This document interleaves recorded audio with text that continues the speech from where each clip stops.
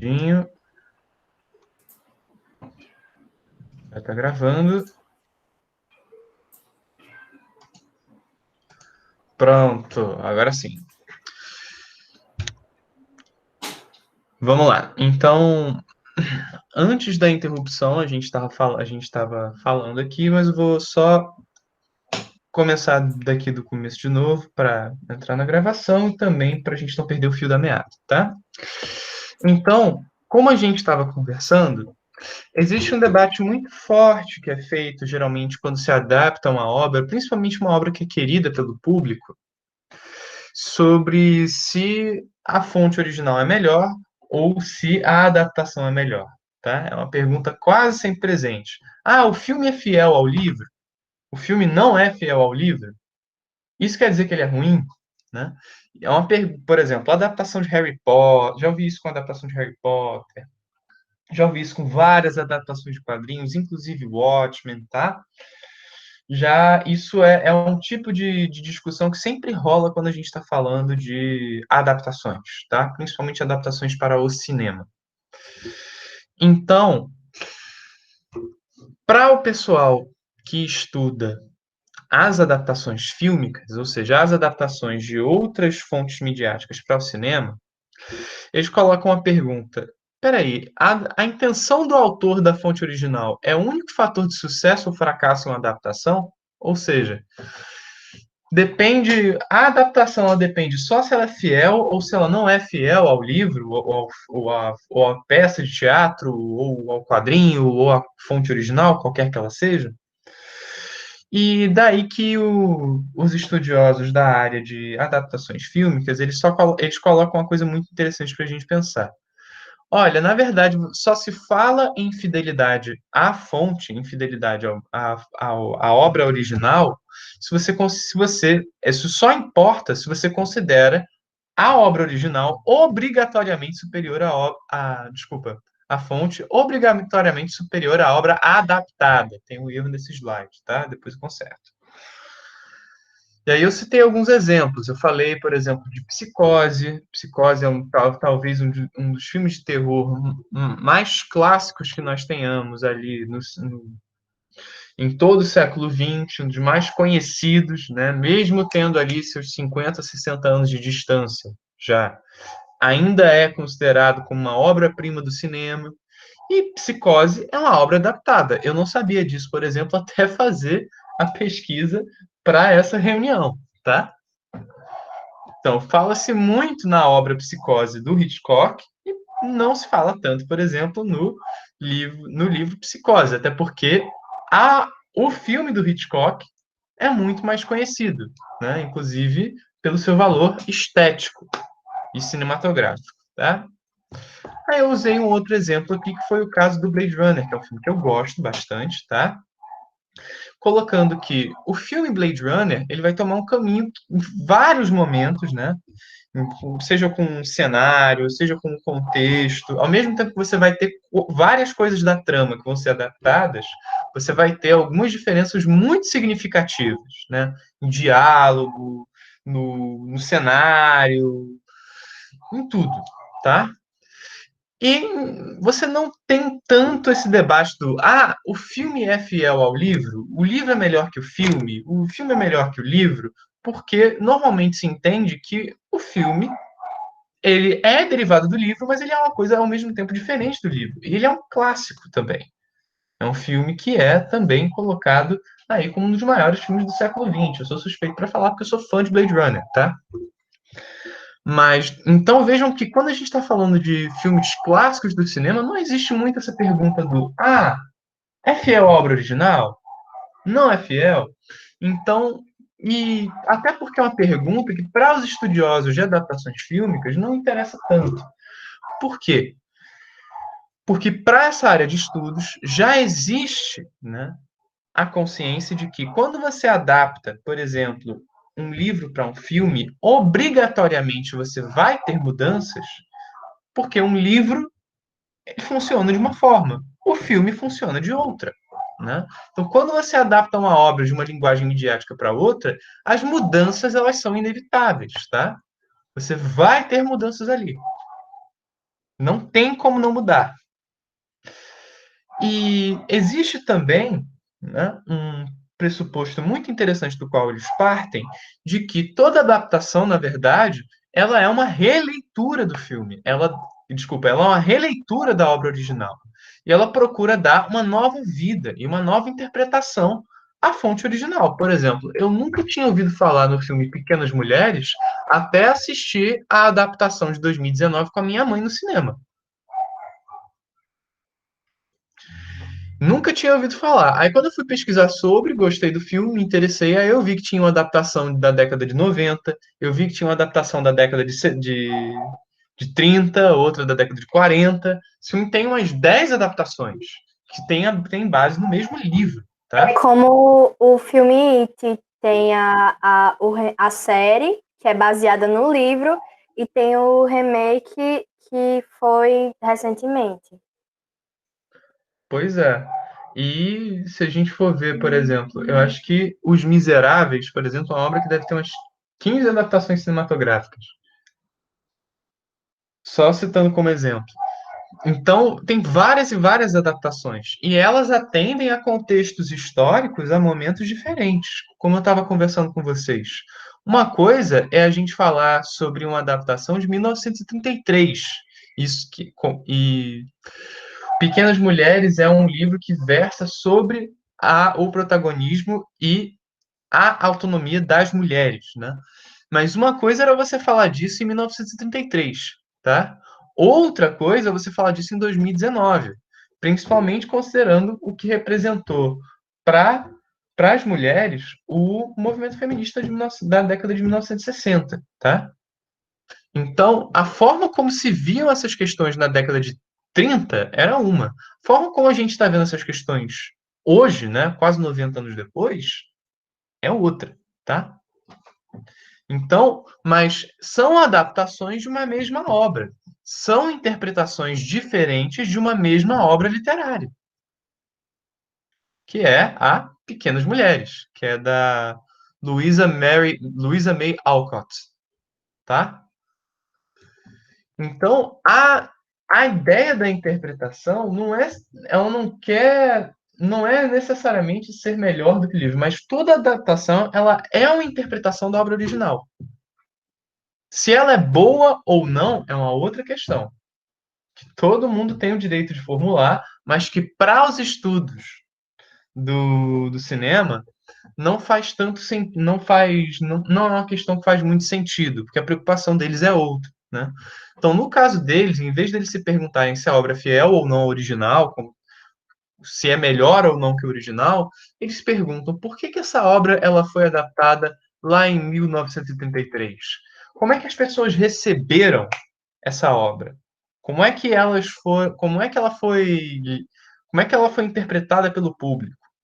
Em 2019, né? Qual é o sentido de você fazer uma adaptação como essa? O que aquela obra lá do século XIX, 1800, blá blá blá, tem para dizer para a gente hoje? Né? Quais são as adaptações que são feitas? Como é que o público vai entender essa adaptação? Tá? Porque para o pessoal, os estudiosos das adaptações para o cinema, existe uma parte dos estudiosos de cinema que se dedicam às adaptações, é, essas perguntas elas são mais pertinentes do que se a obra é fiel ou não, se ela é melhor ou não, embora cada um tenha o seu juízo de valor sobre a obra. Eu vou falar sobre isso aqui, depois que vocês falarem, mas eu não queria falar disso agora. Eu vou falar disso depois, tá? Mais lá para frente. Então, o que eu quero que vocês entendam é que a adaptação, ela é uma releitura e ela é uma reinterpretação da obra feita para um meio, uma mídia diferente, em um contexto histórico que muitas vezes é diferente também, tá? Ou não, como era o caso aqui do Psicose. Psicose foi, depois que ele foi lançado, um ano depois ele foi adaptado para o cinema, tá? Mas mesmo assim, são obras distintas, né? Uma coisa é o filme, outra coisa é o livro, tá? Gente, até agora, tá dando para entender qual é o ponto de vista do pessoal que estuda as adaptações para o cinema? Sim, Tá dando para entender? Tá dando para... sim. Posso falar uma Sim. coisa, Felipe? Diga, claro, Freire. Ou, só uma observação, né, que você colocou esse assunto bem interessante, essa questão das adaptações, ou do que eles chamam de roteiro adaptado, Uhum, das refilmagens. E, assim, o que a gente observa é que tem filmes que promovem livros, uhum, tem filmes que são adaptações de livro, mas nem chega a promover o livro, né? uhum, Não desperta o interesse em ler o livro. E tem, uhum. tem um caso raro, né? Que o livro causa o filme e o filme promove o livro. Sim, Harry Potter é um exemplo disso. Eu acho que a saga Crepúsculo é um exemplo disso. Quanto mais livros sai, mais filmes sai. O aquele que tinha uma série, eu esqueci agora. Teve 5 temporadas de Daenerys, como é o nome mesmo? sim, Game of Thrones. Game of Thrones é um exemplo, né? Sim, sim, Que um acaba promovendo o outro e eles chegam até uma certa competição. Quem gosta só do livro, sim. quem gosta só do filme ou da série. Tem muito isso. Já teve casos em que a série ultrapassou o livro, passou, né, por incrível que pareça, aí já deixa de ser uma adaptação, já passa a ser uma colaboração entre eles, né? Mas Uhum. é interessante como alguns foram baseados em livros que realmente não eram best-seller, as pessoas, de maneira geral, não tinham a menor ideia, mas que o roteirista, né, eu não sei se por profissão, ele já lê imaginando um filme. Uhum. E aí é que podemos ter várias surpresas em que pode ser uma coisa melhor do que o livro, no sentido de ser um filme, ou pode ser uma coisa piorada, né, em que não contribui muita coisa com a obra. Exato, até porque é uma outra obra. Você falou disso, eu lembrei muito do caso aqui do Hitchcock. Porque o que que o Hitchcock fazia? Ele tinha uma ideia muito clara. Ele tinha um lema, meio, vamos dizer assim, meio que um lema. Não era bem um lema, mas era uma ideia dele. Filmes medianos dão, quer dizer, filmes medianos não, livros medianos dão filmes excelentes.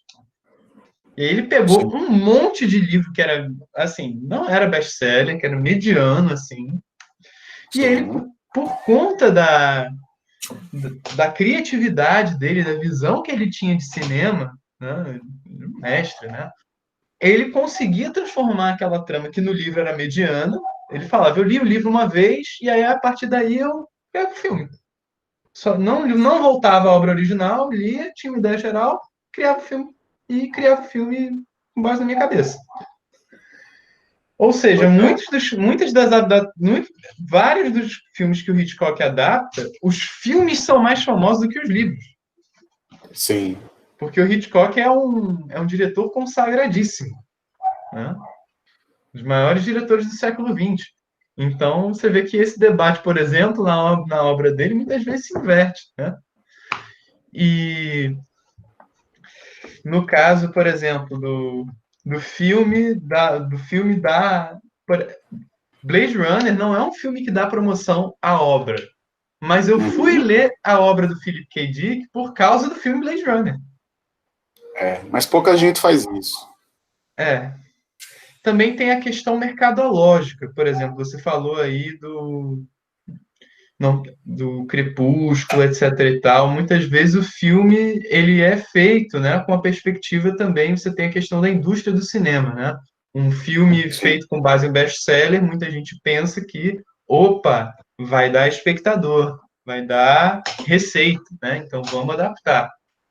sim, E isso acontece muitas vezes à revelia dos autores, sem que os autores queiram. Por exemplo, O Alan Moore é uma pessoa que detesta qualquer adaptação que façam da obra dele. A adaptação pode ser maravilhosa, mas ele não gosta de nenhuma adaptação da obra dele. E Milan tem, Kundera, o romancista também, outro cara que detesta adaptação, ele não gosta de adaptação. Mas muitas vezes você tem, por mais que assim como sejam tem, filmes excelentes,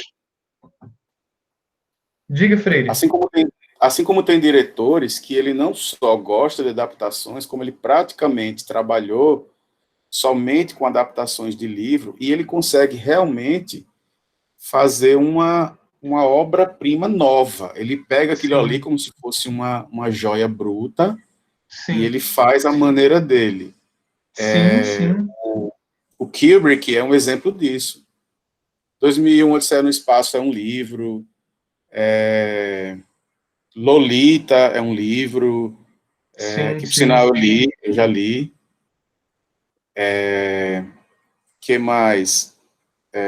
O, o Laranja Mecânica é um livro. sim, sim, Ele consegue dar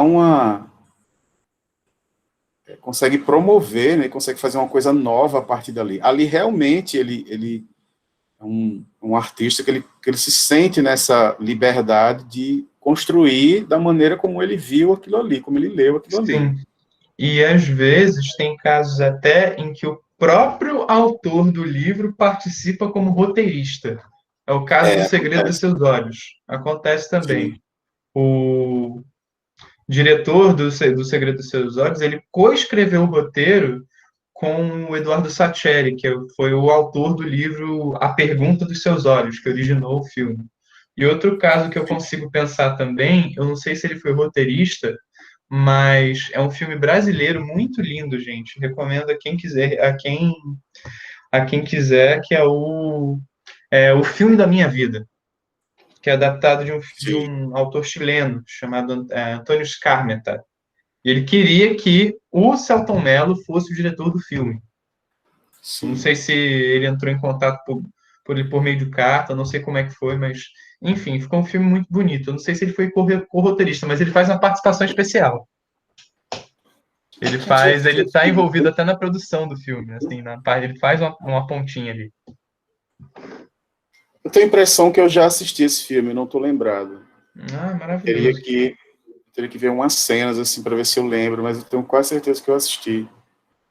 É um filme lindo e tem até na Netflix. Tem na Netflix, eu assisti por outros meios aí, mas não sabia que tinha na Netflix. Que bom que tem, se tiver. O Segredo dos Seus Olhos, eu sei que já teve na Netflix, hoje em dia não tem mais. Mas, Segredos, Segredo de Seus Olhos eu vi no cinema na época. cara, que inveja. E depois eu já vi 200 vezes em casa. Eu vi umas 5 vezes em casa. É maravilhoso o Segredo dos Seus Olhos. Também gosto muito, marcou muito aquele filme. A mim também. Fica a dica aí, então, viu, pessoal? Então, gente, como só voltando aqui pro ponto que a gente estava, tá? Até agora tá dando para entender? Tranquilo. Manu, Rafael, Joxan, Camila Achou. e demais presentes. Está dando para entender? Beleza. Então, vamos agora para o contexto pegando um pouquinho essas coisas que o pessoal de estudos de cinema fala para gente. Vamos procurar entender o que tornou possível essa adaptação de Watchmen que está em questão aqui para a gente discutir hoje, tá? Que é que ela teve todo um trajeto, tá? Então, até 2001, você já tinha projetos de adaptação de Watchmen, nenhum deu certo, nenhum foi levado para frente, tá? Na verdade, você vai ter a ideia de adaptar o Watchmen desde que a obra foi lançada, tá? Porque ela fez muito sucesso. Ela mudou tudo que se entendia, mudou muito do que se entendia por quadrinhos até então. E aí você vai ter um diretor do porte do Terry Gilliam, que é um diretorzaço, ele era de uma trupe de comédia que eu gosto muito, lá da Inglaterra, que era o Monty Python. E ele chegou e disse nos anos 90, ele foi encarregado de uma adaptação do Watchmen, e ele chegou e disse: Olha, não dá. Por quê? Porque é uma obra muito longa, uma obra muito complexa, é uma obra muito sombria, e isso aqui não cabe em 2 horas e meia de filme. Então, não vou fazer. Só que um evento que ocorreu em 2001 mudou tudo. E esse evento foi o ataque terrorista em Nova York em 11 de setembro de 2001, quando a gente teve 2 aviões colidindo com as torres do World Trade Center, que é o que a gente chama hoje de 11 de setembro, tá? Não sei se vocês eram nascidos à época, mas é um evento que tem repercussões até hoje, tá? Que mexeu com todo mundo ali. Todo mundo que eu digo é todo mundo do planeta, tá? Porque foi algo que a gente viu isso ao vivo. E muita gente ficou, pô, isso aí é cinema. Isso não existe, isso é pegadinha. E não, aconteceu. 2 aviões se colidiram com 2 dos maiores prédios da cidade de Nova York, que eram centros de negócios. Esses prédios foram abaixo, ocasionando mortes, não só de quem estava no prédio, né, mas também de quem estava embaixo, e várias imagens traumáticas para os Estados Unidos, inclusive essa, tá? Então, a partir de 2001, a gente começa a ter várias mudanças no cenário dos Estados Unidos e no cenário internacional que vão dar um novo contexto para o Watchmen. E que contexto é esse? O contexto pós 11 de setembro de 2001. Porque o 11 de setembro ele vai ser uma espécie de trauma coletivo nos Estados Unidos. Inclusive o Art Spiegelman, que é o autor do Maus, ele tem um livro chamado A Sombra de Torre Alguma, que fala justamente sobre o ataque do terrorista do 11 de setembro. Tá? Ele tem um quadrinho sobre o 11 de setembro. Então, é um trauma coletivo para o mundo, mas principalmente para os Estados Unidos. Porque você teve ali sendo colocado como nunca antes a questão do terrorismo e o medo de uma nova catástrofe acontecer. Os Estados Unidos, que até então eram considerados um território seguro, um território sem interferências externas, sem guerras, né, provocadas dentro do território dos Estados Unidos, agora estava sob ameaça, tá? E isso gerou uma série de consequências. Você teve, por exemplo, uma escalada das tensões militares e geopolíticas.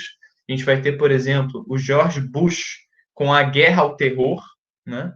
Você teve uma nova aliança política ali sendo feita contra o terrorismo, e isso vai motivar uma série de iniciativas militares bastante agressivas no Oriente Médio, em especial a guerra no Iraque. Ou seja, você tinha uma nova ordem mundial surgindo em torno ali do 11 de setembro, e você tinha uma nova iniciativa de guerra, né, depois do período da Guerra Fria. Tá? Então, com isso, ficou para o roteirista, ele escreveu boa parte do roteiro que veio a ser utilizado na adaptação do Zack Snyder, que foi a adaptação que a gente viu. Ele vai colocar o seguinte: em 10 de setembro, em outubro de 2001, tá? Watchmen era considerado sombrio demais, complexo demais, inteligente demais para uma nova adaptação, para uma adaptação. Mas o mundo mudou depois dos ataques de 11 de setembro. Acho que o novo clima global finalmente entrou em sintonia com a visão que Alan Moore tinha em 1986, ou seja, de um mundo à beira do precipício, de um mundo que está cada vez mais próximo ali de uma catástrofe. E ele chegou e falou: é o momento perfeito para fazer esse filme. Ou seja, percebam como o interesse em Watchmen, inclusive dos estúdios, vai ser renovado, a gente vai ter aí uma mudança no contexto, atribui um novo interesse para a obra. Porque se a gente for parar para pensar, o Watchmen, ele fala de uma catástrofe que acontece em Nova York, né? Que é ali o caso do... Eu não vou dar mais detalhes, né? Mas ele fala de uma catástrofe que acontece em Nova York, e essa catástrofe ela tem paralelo com o 11 de setembro de 2001, né? Inclusive a mesma cidade. A gente vai ter também um retorno de presidentes com uma retórica de guerra, com uma retórica beligerante, ou seja, presidentes com uma perspectiva conservadora que vão procurar promover iniciativas militares e militarizadas nos territórios, em outros territórios, aí de acordo com cada um no seu contexto, né? Richard Nixon, ele está ali, que é no Watchmen, se elege, reelege, né? Umas 2 vezes. Na vida real, ele renunciou por conta de um escândalo de corrupção, tá? Mas o Richard Nixon na Guerra Fria aqui, ele vai fazer isso no contexto da Guerra Fria, e o George Bush, que foi presidente durante 8 anos dos Estados Unidos, né? Ele é filho de um ex-presidente americano também, o George Bush, sem o W, que foi um presidente da época da Guerra Fria, tá? Então, os dois tinham ali um contexto, estavam envolvidos num contexto geopolítico muito maior, em que você tinha uma política agressiva e violenta dos Estados Unidos em manter uma ordem mundial sob o seu controle. Aí a gente pode fazer, por exemplo, paralelos entre a Guerra do Vietnã e a brutalidade que aquilo representou com a Guerra do Iraque, que inicialmente teria sido motivada por conta de um complexo de armas químicas que teria sido identificado no Iraque pela CIA. Depois se descobriu que não existia complexo de armas químicas, coisa nenhuma, né? Mas essa guerra ela também resultou numa série de brutalidades. Então, o interesse em Watchmen ele vai se renovar primeiramente a partir do ataque de 11 de setembro de 2001, tá? Do ataque terrorista às torres de Nova York. Galera, até agora tá dando para entender? Yip. Oi? Sim. Sim? Alguém tá Sim, com Felipe. dúvida? Alguém tem alguma dúvida ou quer colocar alguma questão? Beleza, então. Então vamos para a parte 3, que é mais sobre o perfil da indústria do cinema nos anos 2000 e como ele vai se modificar e como é que ele se modifica a ponto de tornar possível uma obra como Watchmen, tá? Em especial a questão dos filmes de super-herói. Rapidinho. Se a gente for olhar para os filmes que vão surgir de super-herói a partir dos anos 2000, a gente vai ver que são vários e vários filmes. Filme de super-herói não era uma coisa nova, tá? Mas você vai ter um aumento no número de filmes de super-herói que estava sendo produzido. Ainda não era aquela coisa do universo cinemático da Marvel, tá? Aquela loucura de você produzir 2, 3 filmes de super-herói da Marvel no ano. Mas você tinha aí você já tinha um aumento no número de filmes de super-herói. E a indústria cinematográfica, a indústria do cinema nos Estados Unidos estava se adaptando a isso, estava se direcionando nesse sentido. Por exemplo, em 2000 e 2002, a gente vai ter os primeiros filmes do X-Men, a gente vai ter a primeira adaptação dos X-Men para cinema e a primeira adaptação em 2000, 2 anos depois, a gente tem a primeira adaptação do Homem-Aranha, duas franquias da Marvel, tá? E essas franquias vão fazer bastante sucesso, inclusive são considerados como ótimos filmes, esses 2 filmes são considerados como ótimos filmes de super-herói ainda hoje, tá? E aí a gente vai ter, depois desses 2 filmes, os 2 vão fazer muito sucesso e eles vão gerar sequências que também são sequências de qualidade, tá? X-Men 2, por exemplo, é considerado ainda hoje um dos melhores filmes de super-herói. Foi um filme muito elogiado na época, tá?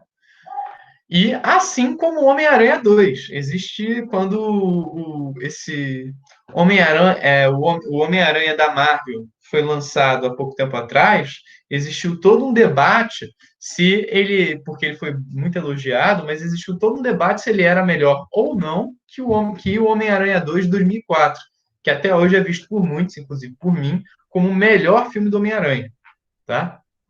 Já lançado. Esse filme é muito bom, tá? E aí a gente vai ter outras franquias também que vão fazer sucesso. Por exemplo, os filmes do Batman do Christopher Nolan, tá? A gente vai ter o Batman Begins em 2005. E em 2008, a gente vai ter aquele que talvez seja o filme de super-herói mais sombrio e um dos melhores que nós temos até hoje, que é o Batman Cavaleiro das Trevas, tá? Então, gente, reparem que a partir dos anos 2000, a gente tem uma crescente nos filmes de super-herói, tá? Ou seja, a indústria cinematográfica americana, ela vai produzir cada vez mais filmes de heróis. Teve um que eu esqueci de colocar aqui, né? Que são os primeiros filmes do universo, do que seria chamado depois de universo Marvel. A gente vai ter o Homem de Ferro e Hulk sendo lançados ali entre 2007 e 2008, tá? Primeiro filme do Homem de Ferro e o primeiro filme do Hulk, tá? Ok, gente. Até agora, tá dando para entender? Então vejam que existia um novo contexto aí existia um novo mercado aí de filmes de super-herói. Ou seja, você tinha uma situação muito mais propícia para uma adaptação de Watchmen, tá? Até agora, galera, tá dando para entender? Sim. Sim. Pessoal, como é que tá? Tá. Entendi. Beleza. Então vamos lá. E agora tem a minha impressão sobre o filme, mas eu não quero falar sobre a minha impressão sobre o filme agora, tá? Eu queria ouvir vocês. Então, vamos lá, rapidinho. Vocês. Quem aqui viu o filme, eu queria saber o que vocês acharam do filme, tá?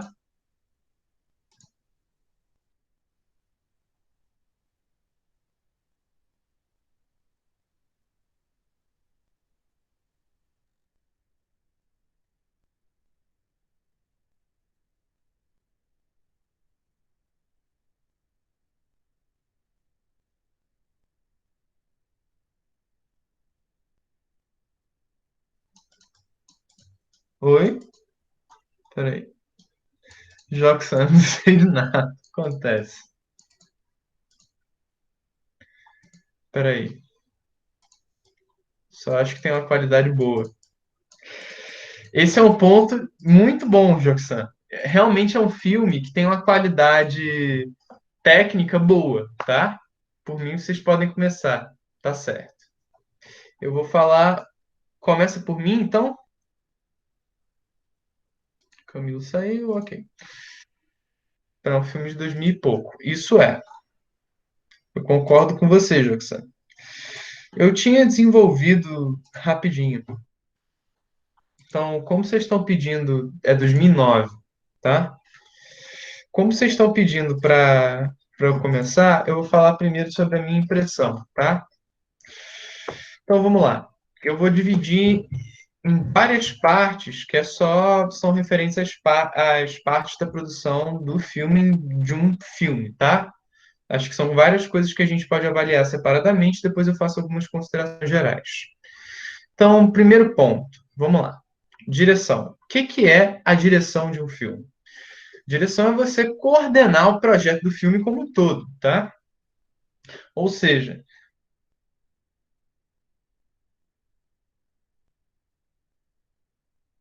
hollywoodiano, seja uma câmera de celular, por assim dizer, e você vai fazer o seguinte: como é que eu posso usar aqui para atingir o efeito estético, o objetivo estético que eu tenho, né? Como é que eu posso transmitir aquilo que eu estou pensando, né, para o espectador? Como é que eu uso o que eu tenho disponível para isso, né? E aí, por exemplo, para o diretor, o François Truffaut, que é um diretor maravilhoso, ele tem uma expressão sobre a direção, que é: o diretor é aquela figura para quem são feitas perguntas o tempo todo, né? Porque vamos gravar uma cena. Peraí, qual carro eu utilizo aqui para gravar essa cena? Esse carro ou esse outro carro? Né? Como eu vou fazer? Como eu faço coisa tal? Aí o diretor vai dizer, né? A montagem, essa montagem aqui tá boa, o diretor vai adaptar, né? Não, tem coisas aqui que a gente pode alterar. Que cenas você vai incluir? Que cenas você vai excluir? Então, o diretor é a figura responsável por coordenar todo o processo do filme, tá? Ele coordena o filme como um todo. E para falar da direção do Zack Snyder, eu acho que eu preciso falar primeiro do restante, tá? O Zack Snyder, para quem não conhece, é essa figura simpática aqui, tá? Então vamos começar pelo roteiro, tá? Do David Hayter e do Alex Tse. O roteiro, o que é o roteiro num filme? Ele nada mais é do que a pré-visualização de um filme, tá? A gente vai ter, ele tem cenas, enquadramentos, algumas falas e alguns cortes. E ele vai colocar as cenas, os enquadramentos, as falas e os cortes. Ou seja, aquela cena, o que está acontecendo? Onde está acontecendo? Como é que o operador de câmera próximo do ator, ele filma mais distante do ator? A fala, o que é que o personagem vai falar? E o corte, onde é que a cena acaba para começar a outra? Tá? Ou seja, se a gente for olhar, por exemplo, o roteiro de um filme, tem lá, né? Cena tal, aí tem a cena acontecendo aqui, né? Tem a ação, tem o personagem, tem o diálogo que ele vai falar. Ou seja, é uma forma de você pré-visualizar o filme antes dele ser filmado, tá? Então, você normalmente se parte de um argumento, né, que é uma ideia original. Eu peguei um aqui de Senhor e Senhora Smith para vocês entenderem, tá? O argumento, ele nada mais é do que a ideia inicial do filme. Aí tem um trecho aqui desse argumento que é, olha, a gente vai... O John e a Jane Smith, eles estão na terapia para casais, eles estão ali, eles estão precisando se entender, o casamento deles está indo abaixo, e aí vai colocar que, na verdade, eles dois são agentes secretos, eles trabalham para duas agências de espionagem diferentes, aí um vai querer matar o outro, um fica sabendo que o outro é espião, e por aí vai. Então, é basicamente a ideia básica. E a partir do argumento, a gente tem o desenvolvimento do roteiro, que são as cenas, como se fossem as cenas imaginadas, tá? E do roteiro, o roteiro ele pode acontecer em várias formas, entre elas na forma de um storyboard, ou seja, de uma forma de arte sequencial, tá? Não diria que é uma história em quadrinhos, em que você tem a visualização do filme, ou seja, são quadros que você vai usar para visualizar o que está acontecendo no filme, antes do filme ser filmado, tá? Como você quer que as cenas aconteçam. Aqui a gente tem o storyboard de Star Wars, Uma Nova Esperança, o primeiro filme de Star Wars a ser lançado, tá? Então vejam que são quadros aqui que têm essa perspectiva de oferecer uma visualização do filme. E o que o Zack Snyder vai fazer? Ele vai fazer uma adaptação quase que quadro a quadro, tá? Ele vai pegar a HQ, ótimo, e ele vai usar essa HQ como se fosse um storyboard, como se fosse algo que ele pudesse usar para pré-visualizar o filme. Então vocês podem ver que o filme ele tem muitas e muitas e muitas cenas que são meio que tiradas quase que diretamente da HQ, né? Então é uma adaptação que tem a proposta de seguir, vamos dizer assim, entre aspas, fielmente a HQ, tá? Não gosto muito do termo fidelidade, mas eles procuram seguir quase quadro a quadro a HQ, tá? Com poucas adaptações. Minha visão sobre isso. O problema é que quando eles adaptam da HQ para o filme, as adaptações que eles fazem, as mudanças que eles fazem, na minha opinião, mais atrapalha do que ajuda. Um exemplo disso é o final, que eu não vou contar qual é, tá? E eu estava me perguntando quando terminei de ver esse filme, se não teria sido melhor, por exemplo, em vez de você adaptar quadro a quadro da HQ, você pegar algumas coisas e desenvolver outras, ou fazer de uma forma diferente, né?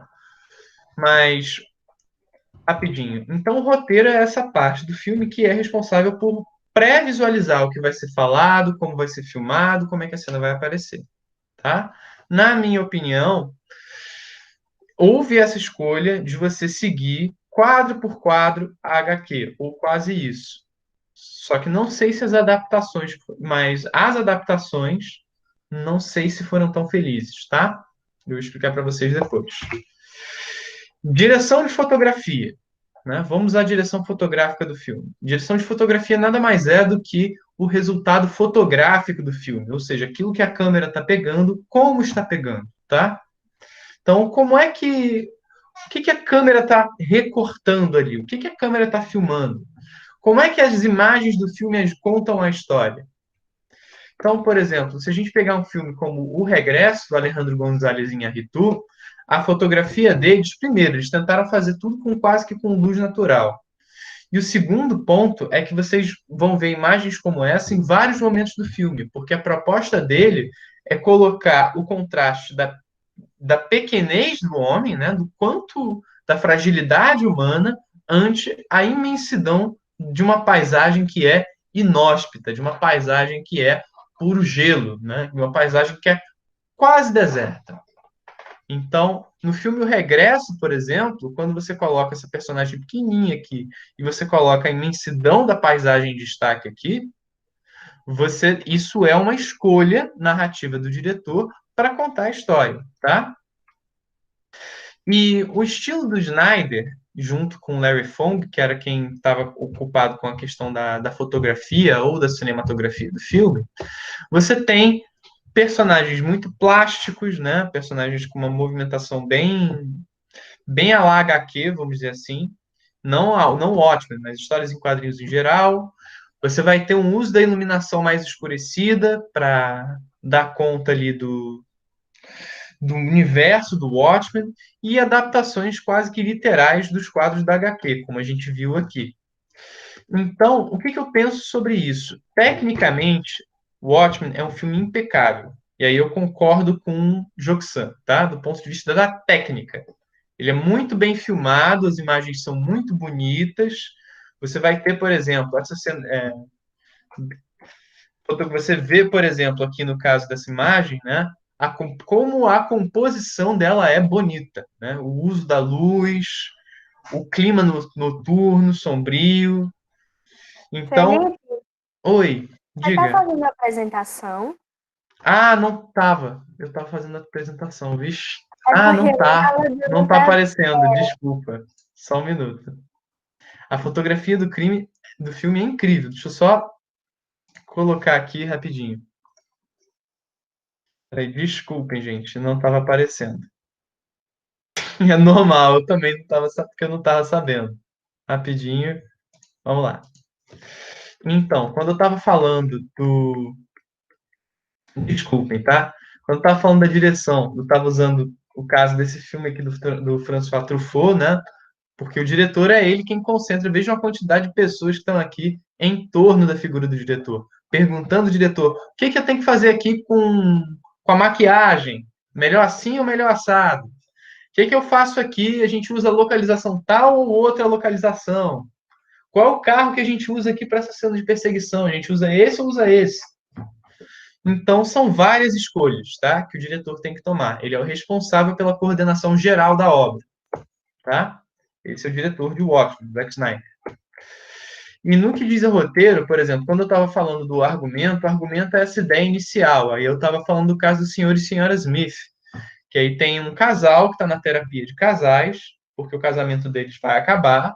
E aí, na verdade, eles não colocam isso para terapia, mas esse casal, na verdade, eles estão em crise porque, dentre outros motivos, eles são os dois são agentes secretos que trabalham para organizações rivais. Então, na verdade, você tem um tentando matar o outro. É bem legal esse filme. Mas aí, no argumento aqui, se vocês prestarem atenção, vai ser colocada essa ideia inicial, né? Então, beleza, a ideia do filme, a princípio, está aqui. Como isso aqui se transforma no filme? Aí você tem o desenvolvimento do roteiro propriamente dito, tá? Esse roteiro, aí você tem a visualização, você visualiza os diálogos, você visualiza o que está acontecendo na cena. Então, a função do roteiro é permitir você pré-visualizar o filme, tá? Você saber o que está acontecendo na cena, o que a personagem vai falar, o que ela tem que falar, como ela tem que agir, tá? E o roteiro, ele pode ser feito, dentre outras formas, na forma de um storyboard, tá? que é esse quadro aqui que é como se fosse uma arte sequencial, mas não é uma história em quadrinhos, tá? Que é para você visualizar como você quer que as cenas aconteçam. Então, quem já viu Guerra nas Estrelas sabe que esse storyboard aqui, ele está bastante...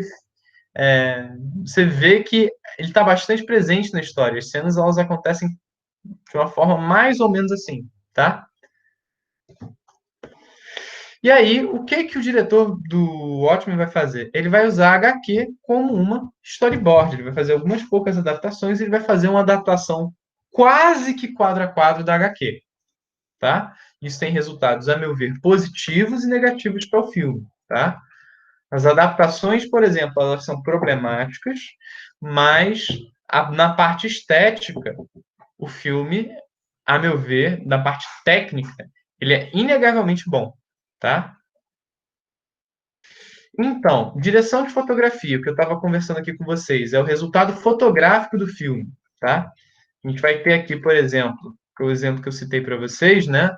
Do O Regresso, em que a gente tem uma figura humana bem pequenininha aqui, em contraste com a imensidão de uma paisagem inóspita.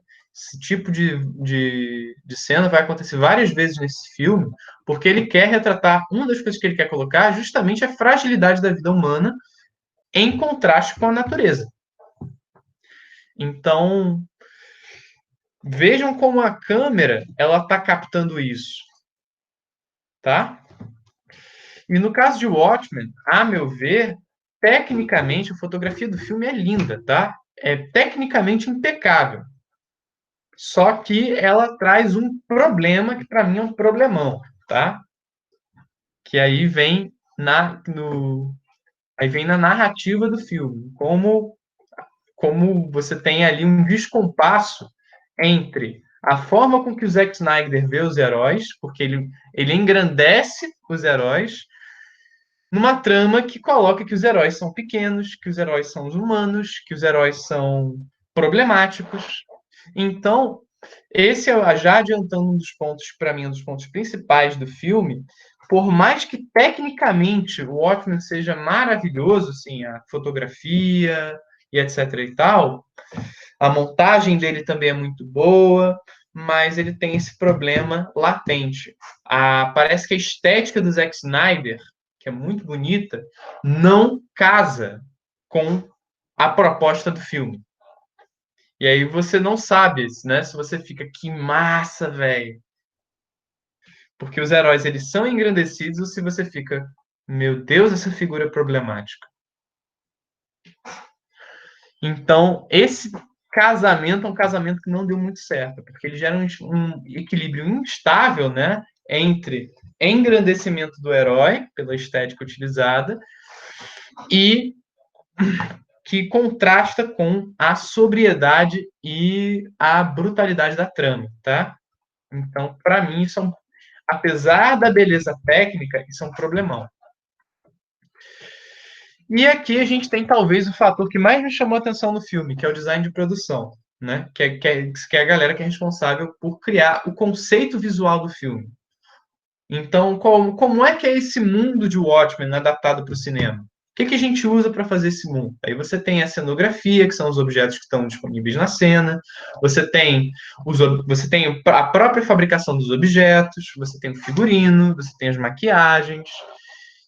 E na minha visão, o filme ele é muito bem produzido nesse sentido, tá? Os cenários eles são críveis e realistas, você vê que ele usa uma cidade de verdade aqui, a iluminação é muito bonita, e a gente volta para a questão da direção de fotografia, tá?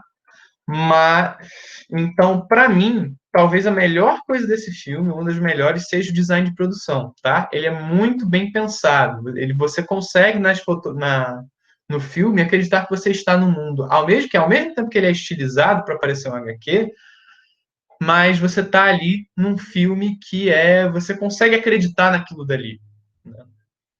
Então, design de produção, para mim, tecnicamente, impecável, tá?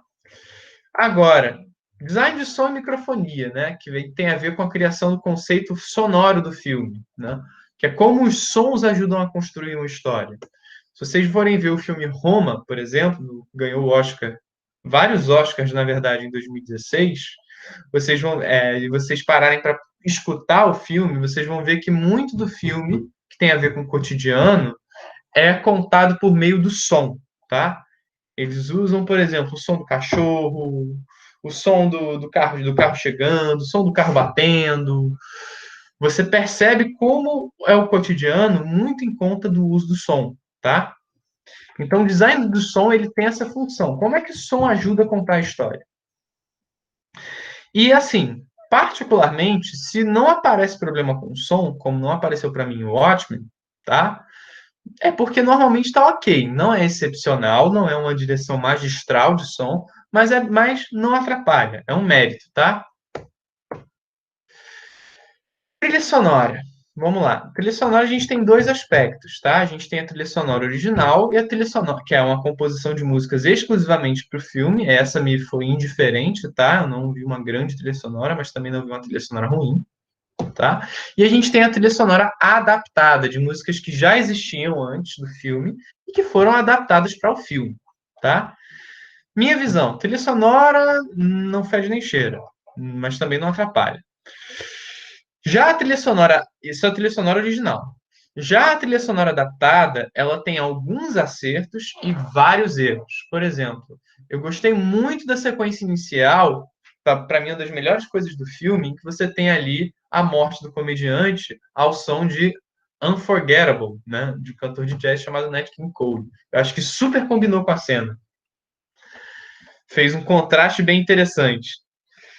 E depois eles vão usar uma música do Bob Dylan para falar que os tempos estavam mudando. Né? Eu achei muito boas essas escolhas, mas teve várias outras que eu, sinceramente, não curti. Por exemplo, a cena do Coruja e da Espectral na nave. Eu achei.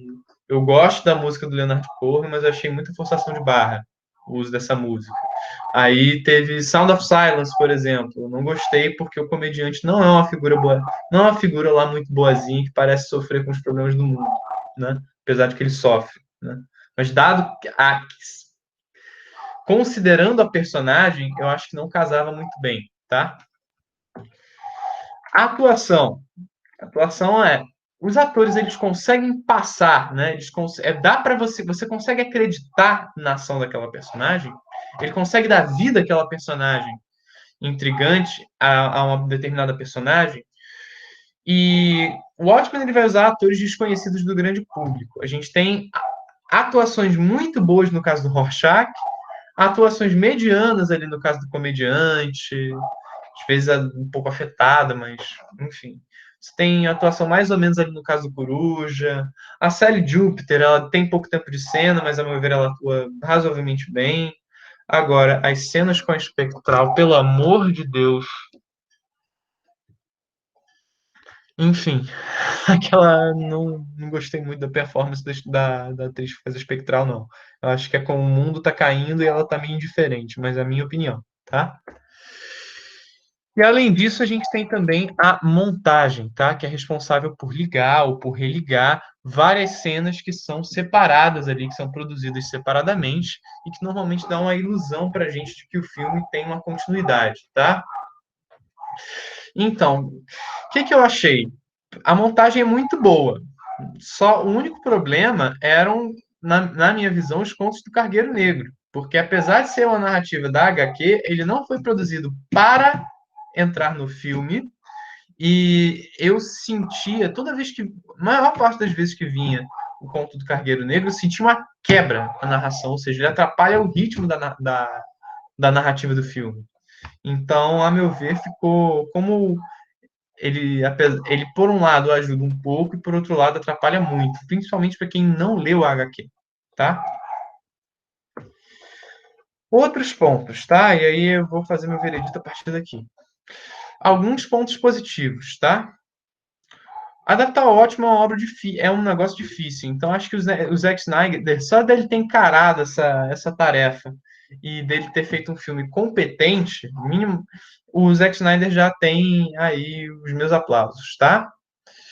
Agora, não é um filme genial, não é um filme muito bom, é um filme competente, tá? A meu ver. Felipe, tá? Ele traz várias questões caras à trama da HQ para o filme, só que ele não expande, ele não desenvolve muito além disso, tá? E ele faz algumas adaptações que, honestamente, eu acho que não cabiam. Por exemplo, a cena lá da Espectral, que ela dá porrada lá no agente que estava insinuando que a tarefa dela era dormir com o Dr. Manhattan. Eu achei desnecessário, porque, por exemplo, é uma trama que não tem a intenção de engrandecer super-heróis, né? Então não precisa dessa ação super plástica, engrandecedora, né? Do super-herói como uma figura potente. Agora, talvez o maior ponto positivo que eu tenho em relação a esse filme é a abertura. A abertura desse filme é genial. É uma aula de montagem, é uma aula de direção, é uma aula de direção de fotografia. É muito bom. A abertura dele é maravilhosa, tá? E, tecnicamente, como eu estava falando para vocês, o Snyder e a equipe, eles conseguem até fazer um mundo que dá para você acreditar que ele está ali, tá? Então, nesse ponto, eu acho que a produção do filme foi muito feliz. Algumas ironias casam bem.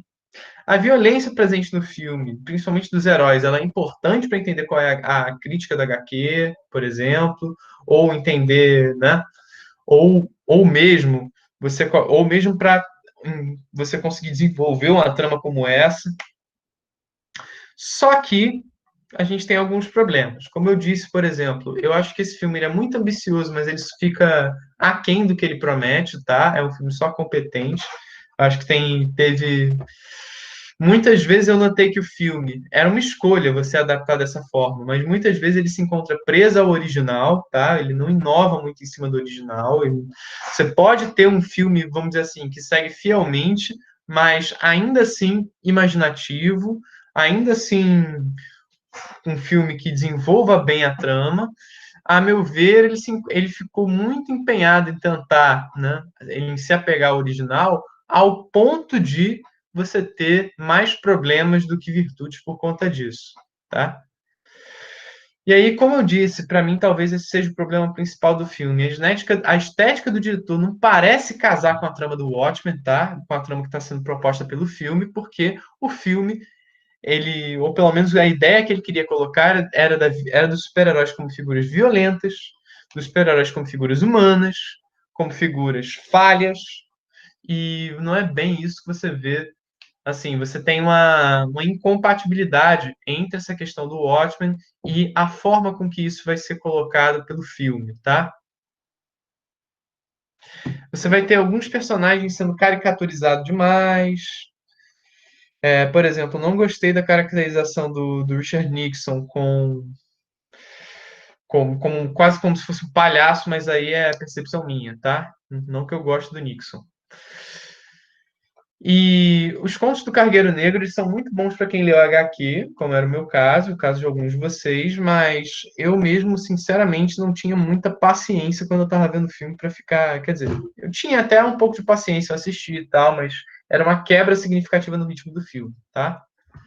Então, o que eu acho do filme?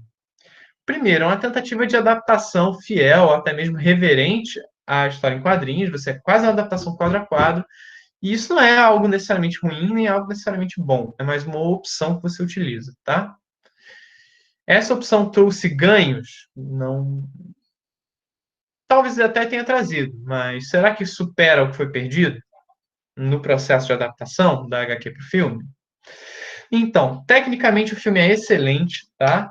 Eu acho que ele é referência técnica, inclusive, para outros diretores de Hollywood, para fazer esse clima mais dark, principalmente dos filmes dos personagens da DC, tá? Mas narrativamente ele é problemático, porque ele não sabe se ele quer engrandecer os super-heróis ou se ele quer fazer uma crítica aos super-heróis. Então, é o que eu estava falando, a estética do Snyder não casa muito com a proposta do filme, tá? E do roteiro. Então, por fim, algo quase sempre se perde numa adaptação. Ou seja, quando você está tirando, né, você está pegando uma HQ e adaptando para um filme, você está adaptando, né? E você perde muita coisa. Por exemplo, o Watchmen é um HQ que dialoga sobre outras HQs. Isso vai meio que se perder no filme, essa dimensão. Mas o que ele ganha em troca? a meu ver, ele não ganha muita coisa, tá? Então, minha visão é um filme competente, tem bons momentos, mas isso não quer dizer que seja um filme um filme extraordinário ou nada disso, tá? Eu diria que é um filme competente, mas com problemas que a mim me incomodam bastante, tá? E eu queria saber de vocês, tá? O que vocês pensam sobre isso? Vamos começar. Manu, você poderia começar? Eu vou falar sobre a HQ e o filme. Pode ser? Certo. Porque Pode, eu não claro. falei muito da HQ no encontro passado, porque eu não tinha terminado ainda. Tranquilinho. Eu vou falar primeiro da HQ, porque eu achei a HQ muito, muito, muito boa, de verdade. A melhor que eu já li, não que eu tenha lido muitas, mas deixa eu pensar aqui. Eu acho que o Alan Moore trabalhou muito bem essa coisa de mostrar os heróis, tipo, o lado humano deles, não heróis. Uhum. Os vigilantes, mostrar o lado humano deles, porque eles se tornaram aquilo, principalmente o Rorschach. E Sim. agora falando do filme, porque isso já foi trazido nos outros encontros, a questão de trabalhar o lado humano deles. E sobre o filme, eu achei a fotografia muito, muito, muito boa mesmo. Acho que casa bem com a ideia de ser sombrio, eu acho que Uhum. mostra muito bem isso. E achei as atuações boas, Hum. principalmente a do Rorschach, A do do Rocha, para mim, foi a melhor de todas, sim, disparado, assim, de longe. sim. E eu gostei da atuação do Coruja também. Eu acho que era o que eu esperava. Na verdade, eu esperava uma pessoa um pouco mais ressentida, um pouco mais triste, não sei. Mas É. eu gostei bastante. E a Espectral, ela realmente fica muito, muito em cima do muro em relação a tudo que está acontecendo. Ela não mostra muita Tipo, as coisas emoções. acontecendo, e a Eu Espectral esperava ela meio. chorando o tempo todo. Eu acho que assim, a atuação do Rocha para mim foi melhor disparada também, sabe?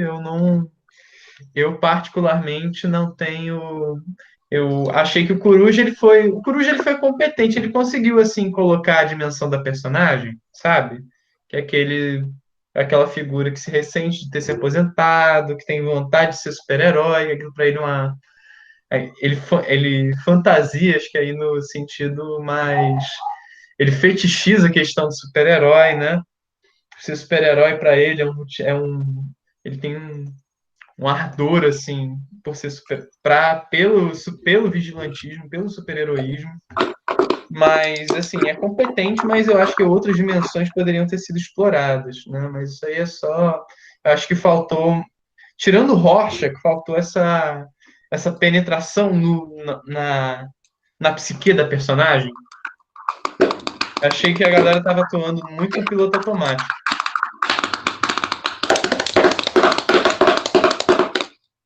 Que foi, Joxan? Que isso? Que violência?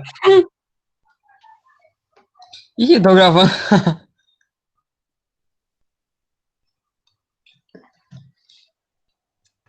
Em Tá questão de tocando bateria aí. Não é isso? Espera aí. Vou ativar aqui. Diga lá, mano. O que que você. Continuando, o que que você achou? a questão de fidelidade, eu achei muito, muito fiel à HQ. Não, o final eu achei que podia ter sido mais legal. Tipo, não que fosse necessariamente ser fiel tornasse o filme bom, mas eu achei legal isso. Eles podiam ter explorado Uhum. muito mais, como você disse, porque é uma coisa que, tipo, tá mudando o formato. Você podia ter Não sei explicar. Mas até os diálogos são muito, muito iguais aos da HQ. E, Sim. e é isso. Eu acho que só É, mudam os detalhes. Do eu fico tipo, me. a cena. Posso falar? Não, não, fale. Eu quero que você Tipo, fale a ainda. cena que o Rorschach, ele fala, tá conversando com o psiquiatra dele, o analista, não sei o que era, e Hum, ele começa a contar de como ele virou o Rorschach, que da questão da menininha, do assassino da menina e tal. Eu acho isso. que só esses pequenos detalhes que são diferentes da HQ e que não influenciam muito no decorrer da história para mim. Mais ou menos. Quer dizer, eu tenho um ponto de divergência com você em relação a isso, Manu. Eu vou te explicar por quê. Por exemplo, na minha visão, o Zack Snyder, ele, por mais que ele tenha uma estética sombria, por mais que ele tenha colocado a violência, né, que os super-heróis com que eles atuam, mas, por exemplo, no caso da Espectral, naquela cena em que ela está sendo perguntada pelos agentes do governo, né? Ela dá aquele momento massa, velho, que ela massa que eu digo massa velha, a expressão que um amigo meu utiliza para falar que assim é uma coisa muito espetacular, entendeu? Ela vai e coloca o cara na mesa, não sei o quê, mas eu acho que aquilo, por exemplo, aquilo não casava muito com a perspectiva, né, da trama, que é justamente de você colocar a fragilidade dos heróis, a posição em que eles são colocados, né? E a cena do Rorschach, do assassinato da menininha, é a mesma coisa. Por exemplo, por mais que o Rorschach lá, por exemplo, batendo e dando porrada, seja forte, né?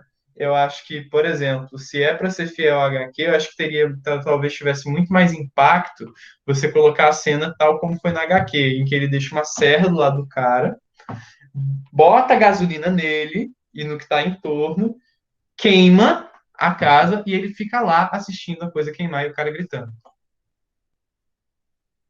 Ou seja, acho que dá para ver muito mais como o Rocha que é uma figura doentia também, por mais que ele se coloque como herói. Aí essas adaptações, né? Por exemplo, algumas coisas que eu não gostei no caso do Ozymandias, que aquela coisa da energia, ele é colocado como inicialmente como mocinho, né? Como aquela coisa ele tá peitando o pessoal das indústrias do petróleo. Mas eu achei que ficou meio quando o Zack Snyder ele adaptou, eu acho que ele fez algumas modificações que não foram interessantes do ponto de vista da trama, porque ficou meio que um equilíbrio instável, sabe? Peraí, você está querendo engrandecer os super-heróis ou você está querendo mostrar o quanto eles são frágeis, o quanto eles são humanos? Então era um equilíbrio que nunca tinha um ponto certo, era sempre muito instável. Isso para mim atrapalhou bastante. Mas é a minha opinião só, tá? Manu, você tem. Mas vamos lá. O que mais que você achou do filme que você queira passar, que você queira compartilhar aqui com a gente? Ah, eu acho que eu não tenho mais nada. Eu gostei bastante do filme e é isso. Ah, então já foi algo positivo. Então foi algo positivo. Eu adorei que você teve opiniões que foram diferentes das minhas. Eu gosto de quando esse debate acontece, tá? Fica mais. Eu fiquei com medo. Eu não queria falar no começo, porque eu fiquei, pô, peraí, mas se eu falar, eu tenho medo de pessoal ficar, sei lá, o pessoal querer ficar produzindo minha opinião. Eu não gosto muito disso. Eu queria que vocês falassem as opiniões de vocês, tá? Rafael, bora lá. Depois a gente passa pro jogo Sam. Rafael, vamos lá. O que que você achou do filme? Ou do que você viu do filme? Eu achei o filme Não, não tão bom assim, porque eu achei a HQ bem melhor, do meu ponto de. Uhum, Eu acho que eu não vi, tipo, faltam uns 30 minutos pra eu acabar o uhum, filme e não deu uhum. pra baixar ele, eu assisti online, aí por isso que não deu pra terminar todo. Ah, Mas sim. Você assistiu qual versão? A versão normal? Você assistiu a versão final, que é essa que a gente colocou? Era de 2 horas e 40 ou de 3 horas e meia? foi a de 2 horas e 40 que eu encontrei. Ah, então é a versão normal. É a versão que foi para os cinemas, tá? Que eu tinha colocado, que o pessoal tinha pedido, é a versão com as cenas do diretor e com os contos do Cargueiro Negro, que é uma animaçãozinha que foi feita, mas que não foi inserida no filme. Diga lá, Rafael. Eu achei que, tipo, primeiro em relação à tecnologia, eu achei que no filme não há menção nenhuma, tipo, a tecnologias avançadas e que, tipo, Uhum, pelo contrário, e a conspiração do Ozymandias reside mais em enganar o Dr. Manhattan, tipo, a fim de hum, construir aquela fonte de energia, sabe? uhum. No filme, né? Eu achei também muito legal a nova origem do cara lá, Minuto. Sim, os Homens Minuto. Mas aquela origem, ela já estava na HQ, naquela partezinha do que o Alan Moore colocava no livro sobre o capuz. Normalmente o pessoal pula, mas aquilo ali já estava na HQ também. Então, eu não vi. Relaxa, relaxa. Normal. Eu achei que uma coisa que eu gostei mais no filme foi que, tipo, mais ação, tá? Em relação ao filme. Oi, Rafael, não estou conseguindo te ouvir. É porque tá tendo serviço aqui em casa ainda. Relaxa, mas tranquilo, vai falando, tá? É, eu achei que tinha muito mais ação no filme do que na HQ. Eu achei um ponto bom. Sim. E você achou, viu isso como ponto positivo, né? A Manu falou sobre os personagens. É, eu achei muito legal. O filme em si Sim, não é ruim, mas eu acho que HQ é melhor. Não entendi. sei, eu não vi o final. Entendi. Tranquilo. Algo mais que você queira colocar, Rafael? Eu tô com fome. Estamos todos. Calma que a gente termina já essa rodada de discussão, tá? Joxan, diga lá. Você parece que viu sem legenda, né? Complicado isso aí. É, Mas do que você eu viu, que tenho que você tá, eu vi que você destacou ali a questão da, da qualidade. O que que você quis dizer qualidade com isso? gráfica e tal.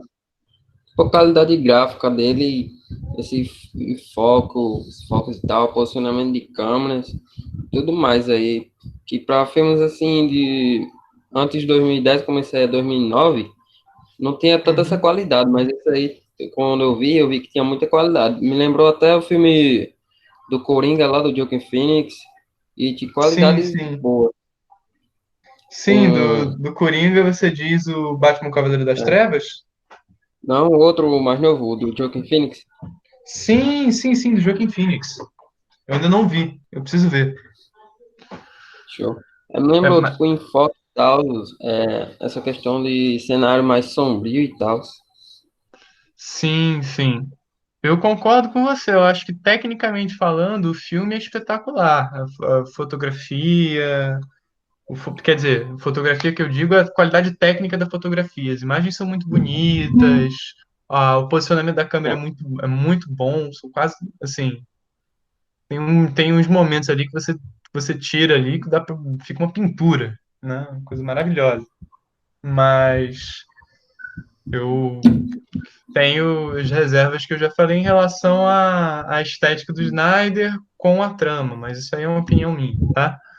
Mas eu concordo com você, tecnicamente é um filme de grande qualidade, tá? E, gente, a abertura desse filme é maravilhosa. Aquela abertura, É, eu vi. eu vi poucos filmes da vida com abertura tão boa.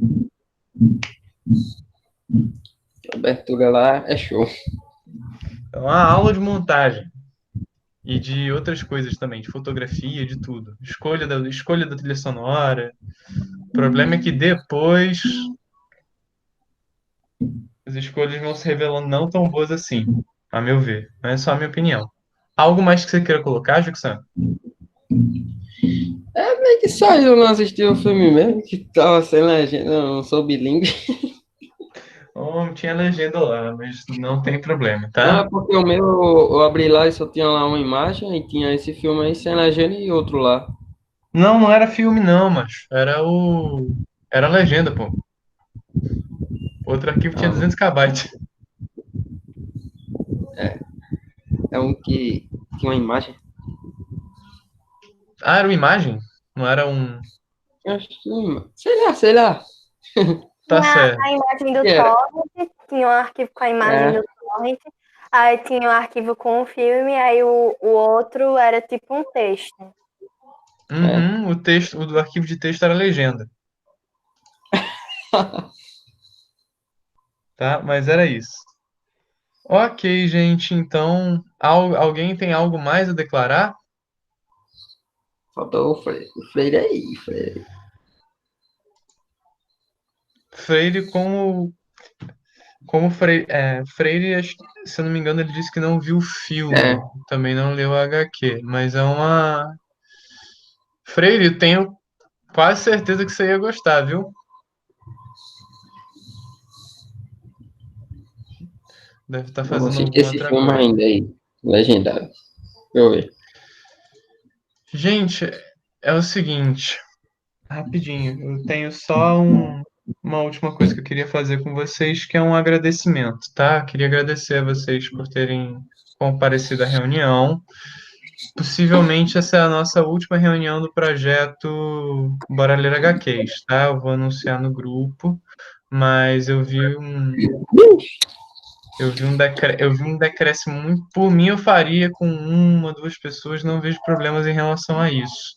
Mas eu como eu vi um decréscimo muito grande na participação, eu também queria, mano, mas eu vejo que existem algumas complicações em relação a isso, tá? Eu vou